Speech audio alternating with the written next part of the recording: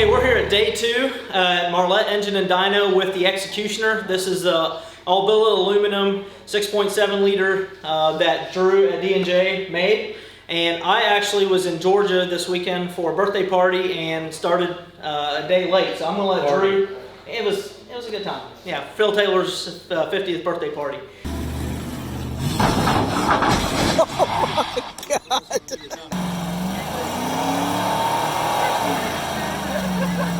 So I'm gonna let Drew kind of go over how setup went on day 1 and a little bit about the engine and what we're gonna learn this week. We had a pretty good day 1. Hit really all the goals that we wanted to do. We wanted to make sure that the engine was solid and all the logging equipment was doing what it was supposed to do. We have cylinder pressure that will give us an idea what's going to happen in the cylinder. A lot of things to learn in that. Trying to make the most power we can with the least amount of pressure is the answer in this application, because it's really not hard to make power. So we're just trying to get things as safe as we possibly can, try to get through the year without having to work on things. Yesterday went really well. We made 1,280 horsepower on a fuel quantity that was pretty reasonable, pretty small really. Engine seems happy, seems like it's making good power for the fuel quantity. Really did everything we wanted to do yesterday. All the equipment seems to be working good. Good. Well, yeah, we're looking forward to this week because that's really what we want to do. We want to be able to go racing and have the engines last as long as possible. With the equipment that we have on this engine, we'll be able to learn a lot to make our engine go further. You know, if we can get 100 passes as opposed to 70 passes at 2,500 to 3,000 horsepower, that'd be awesome. So yeah, that's what we're learning this week, and we're excited about it. That's the main goal. It's trying to get things as safe as possible so we can just make rounds, not have to worry about things, change oil, put fuel in it, and rock. All right, so stay tuned. Stay tuned. We're going to have a good time this week.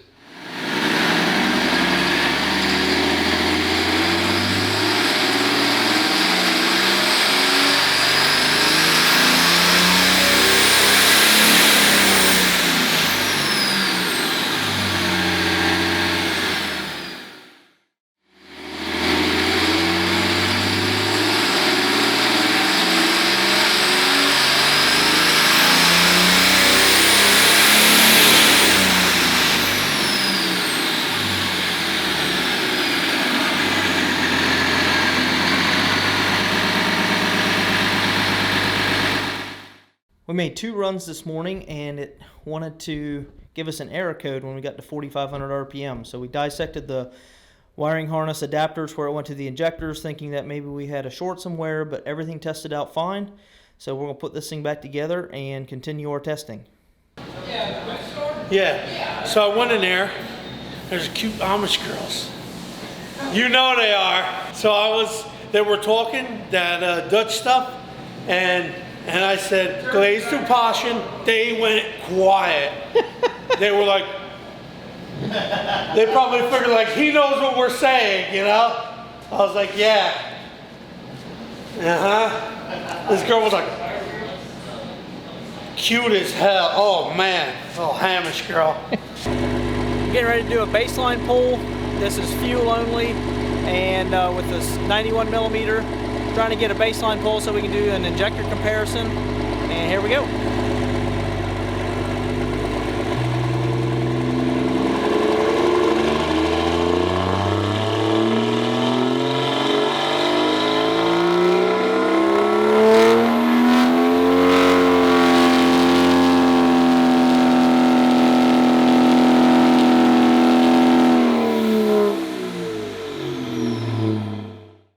Okay, we wrapped up day 2. It was a successful day. We just got done making 5 pulls this afternoon, mostly doing, like, we're in the 1,550 horsepower range, and we were increasing timing, decreasing timing, seeing how it affects with cylinder pressure.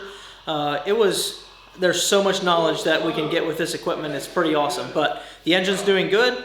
We're changing the oil, getting ready for tomorrow. Tomorrow we are going to swap a different set of injectors in it and do a back-to-back comparison. They're 100% bigger, going from 500% to 600%.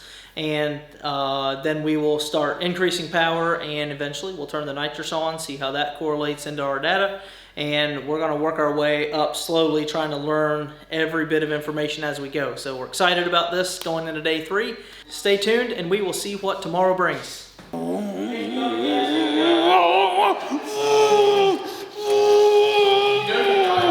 This is nice. I think this is more my speed. You know, watch out, you pulling guys. I'm coming. I'm gonna come out there with an executioner in one of these Jersey style.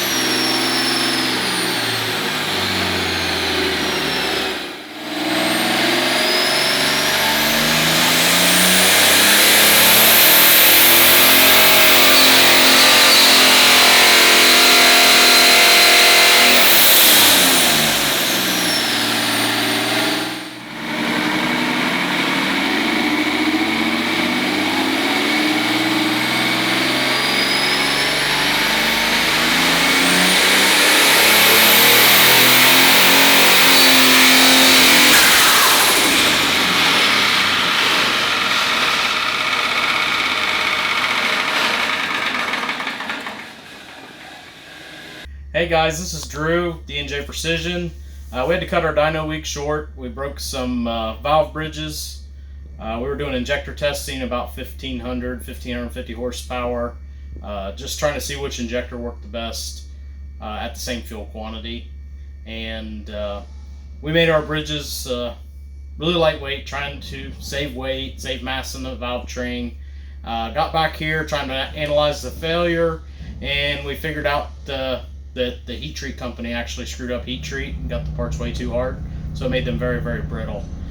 So we're going to go back. We're actually going to switch materials a little bit, switch designs a little bit, and change a few things up. We'll be back on the dyno December 16th through the 18th after PRI. So just stay tuned. Everything in the engine looked really, really good. We're very happy with how everything's looking so far. Everything just seems to be taking it fine, except for those valve bridges, which we knew we were pushing the limits, so that's part of the game, I guess.